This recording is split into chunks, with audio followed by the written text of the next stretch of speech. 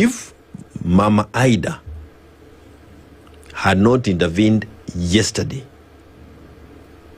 and I've not talked to anybody, but this is my experience. If she had not intervened yesterday and stopped the shenanigans within ODM, this country would be very different today. Why? Why? It was going to be the real beginning of the end of ODM. Kicking out Sifuna from ODM is splitting that party into pieces. And you do not need anybody to take you through that class. Now, Sifuna has managed, and he did it when Baba was alive, and he's continued with the same, to capture the imagination of a sizable followers of ODM. Those who agreed with Baba when he went and joined the broad-based government, and those who disagreed with him. And Baba was careful, even during his last days, to make sure that he never lost the party and lost his followers. It was a very delicate dance, and he did it well. Sifuna now is the voice of that other side that never. And even when Matiang'i was attending meetings with them, they would always light his name and put it out there like he doesn't have a party. Put Jubilee here, put Upa here. And then the biggest thing, and this is not a secret, they have sat in rooms and told them, don't join Jubilee. Don't join Jubilee. They were telling Matiang'i that. Openly. In fact, on one time, you can remember Gachagua telling him, go to Kisii and come with a village party, come we negotiate. And then the question is, if you really want me to come over to your table, why are you dictating the party I should come with? Who told Gachagua to open DCP so that he can come with it? It was his choice. By the way, he's not even an official of DCP. The proper officials of DCP needs to speak on behalf of that party, because he's not on any record as an official of DCP.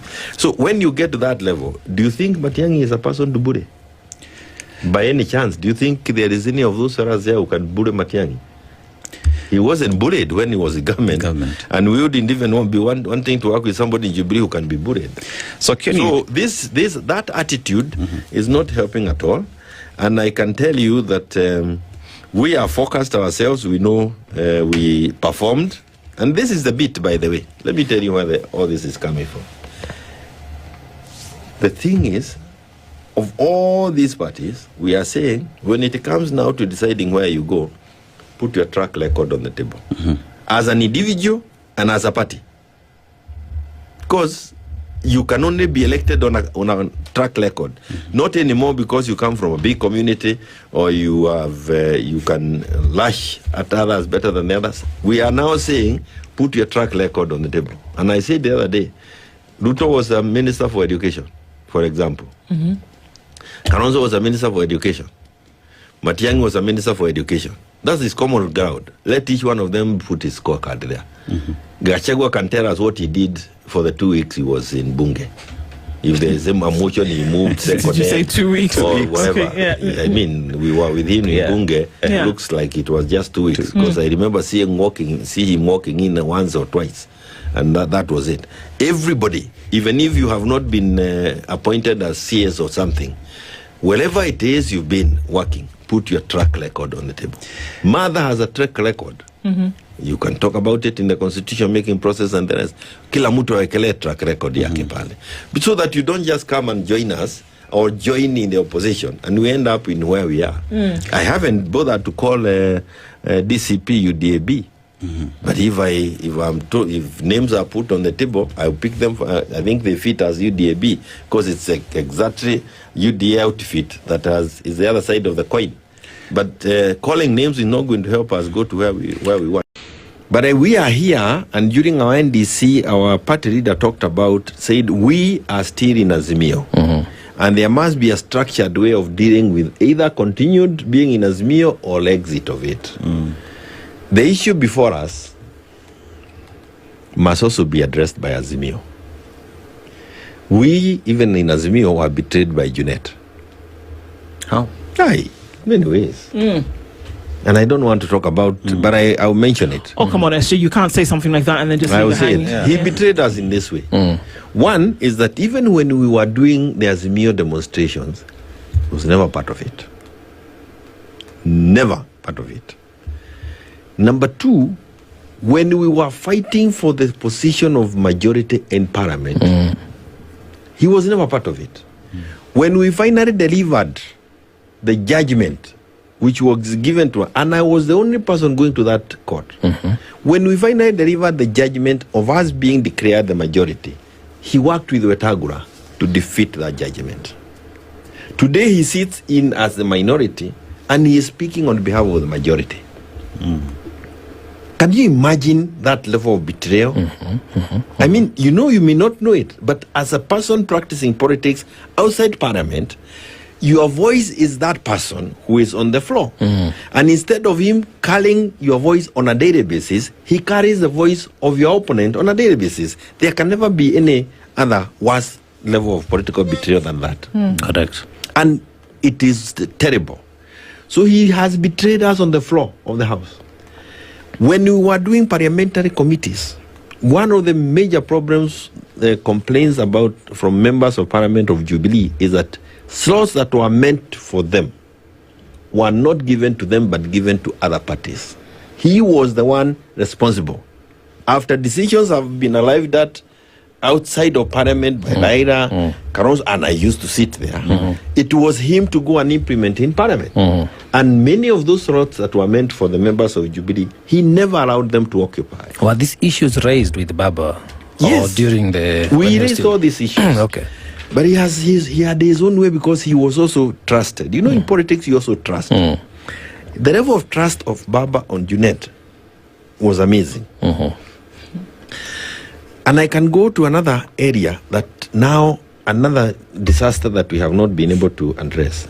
He is the Secretary General of Azimio. Never have we ever had a meeting of Azimio. If you go to the county assemblies where Azimio has a control, outside perhaps Nyanza and the rest, where Jubilee has a control of the assemblies, we were never able to give guidance to that assembly as to how do they conduct themselves when the governor is a UDA. Why? We never functioned as a unit, and it was not in the interest of the person who was supposed to make it happen, because he had already compromised himself in parliament. So those assemblies are also compromised as a reflection of the betrayal of this. The issue is this for ODM, because it is the issue that is on the table. Yes. Like I saw it in Jubilee, ODM is on sale. Sorry, Jubilee was on sale. To the highest bidder, or was it? There is always one bidder. Okay. It's not the highest bidder, and the price is determined by the bidder. Jubilee was on sale, and what they were saying is Uhuru should retire. Uhuru should retire. That time it is actually Jubilee that they were auctioning. ODM is on sale, and what they are now trying to say is Uhuru funding Nini Maneno, things that are really of no, and they must fight for the soul of ODM. They must fight for the spirit of Raila. And that is what Mama Aida did yesterday. And there are people who must do this more clear. I have had a very, very short discussion with one lady now whom I really respect. And if Gen Zs were looking for people who can show them where to go, Winnie. Winnie seems to have understood more of where his dad was going than many people have had in forums where we have been invited for people to eulogize Baba. Nimewasikiza naona hawa watu, they have a very narrow description of who we got to understand Baba to be. But I listened to Winnie once or twice, and I think Winnie, Akina Sifuna, Baba Wino, they seem to have something different. And I'm not saying much because hiyo ni kazi yao. But for the sake of stability of this country, ODM needs to remain as a unit. They may have gotten into wale ambao walieta broad based wanaweza baki huko na wasitolewe, wakae muda imebaki kidogo, wacha chama iendelee kujitayarisha